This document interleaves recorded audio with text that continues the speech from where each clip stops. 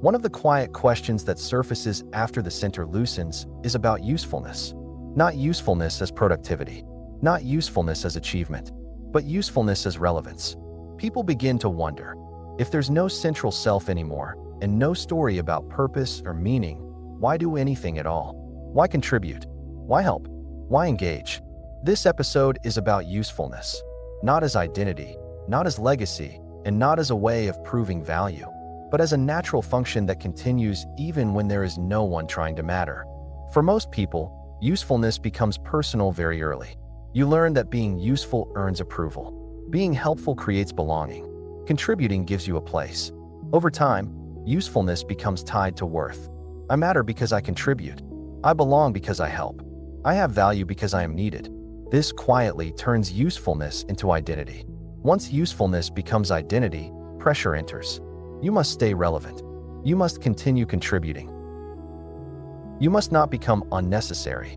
Fear grows around being replaced, overlooked, or no longer needed.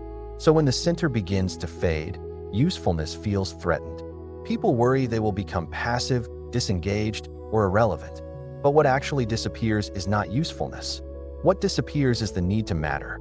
To understand this, it helps to look at how usefulness actually appears. Usefulness does not begin with a plan to be useful. It begins with a situation. Something needs to be done. Someone needs help. A gap is noticed. Response happens. This happens before any thought about meaning or value. The center arrives afterward and says, I am useful. This proves something about me. This gives me purpose. That commentary is not usefulness itself. It is a story layered on top of response. When usefulness is owned, it becomes heavy. You feel responsible not just for helping, but for maintaining relevance. Helping turns into obligation. Contribution turns into expectation. You may begin to overextend, to fix things that don't require fixing, to stay involved longer than is healthy. This is not usefulness. It is self-maintenance. Without a center, usefulness still happens, but it is no longer personal. There is no need to secure a role, no need to be indispensable. Response happens when it is appropriate, and it ends when it is complete. This shift often feels like relief.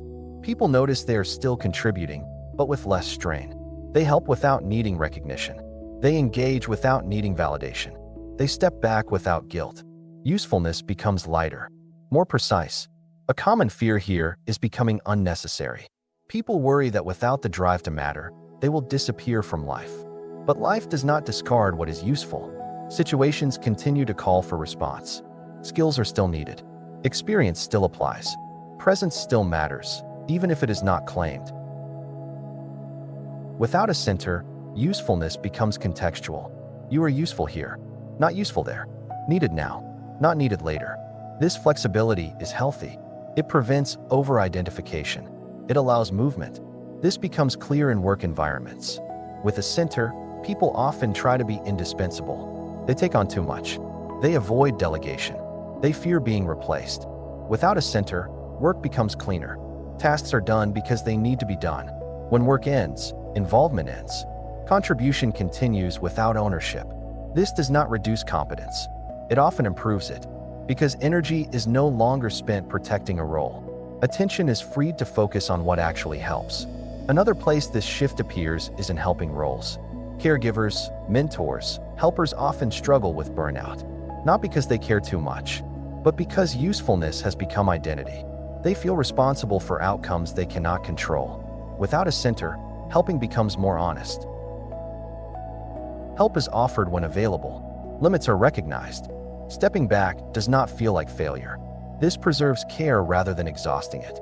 Usefulness without needing to matter also changes how people relate to impact. With a center, impact is measured. Did this make a difference? Was it enough? Will it be remembered? These questions turn contribution into performance. Without a center, impact is secondary. Response happens. Effects occur, but they are not archived as proof of worth. This makes contribution quieter and often more effective. Another subtle shift occurs around recognition. With a center, recognition is often needed to stabilize identity.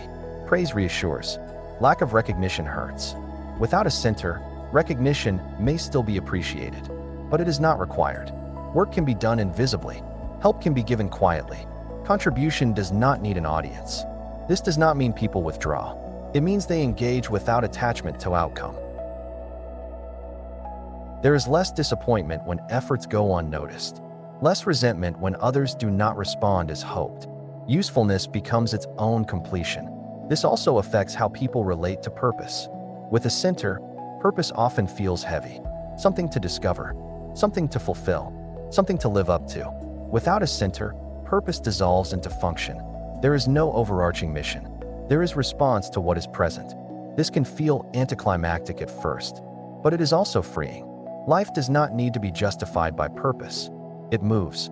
It responds. It adapts. Usefulness arises naturally within that movement.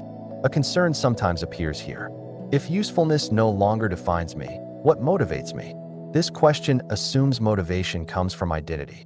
But motivation often improves without that burden. Interest still arises. Curiosity still pulls. Situations still require action. What disappears is the pressure to matter. This makes motivation more sustainable. Usefulness without needing to matter also allows withdrawal. You can stop helping without guilt. You can leave roles without collapse. You can rest without explanation. This does not reduce contribution. It prevents overextension. Another misunderstanding is thinking this leads to disengagement. But disengagement comes from exhaustion, not from lack of identity. When usefulness is freed from self-worth, engagement becomes more selective, more responsive, less compulsive. A common trap at this stage is trying to avoid usefulness. People attempt to do nothing, to remain neutral, to refuse roles entirely. This creates another identity. Usefulness does not need to be rejected. It needs to be unclaimed. The simplest orientation is this: let usefulness arise where there is need. Let contribution happen where it fits. Let it end when the situation resolves. No one needs to secure relevance. If you notice yourself contributing without trying to matter, nothing has gone wrong. You have not lost purpose. You have lost pressure. Usefulness does not belong to anyone. It is not something you are. It is something that happens. And when the center is gone, usefulness does not disappear. It becomes lighter, cleaner, and more appropriate. In the next episode, we'll look at visibility. Not being seen as recognition. Not being unseen as safety. But how visibility functions when there is no one inside trying to be known or protected. Because this is another place where quiet freedom appears.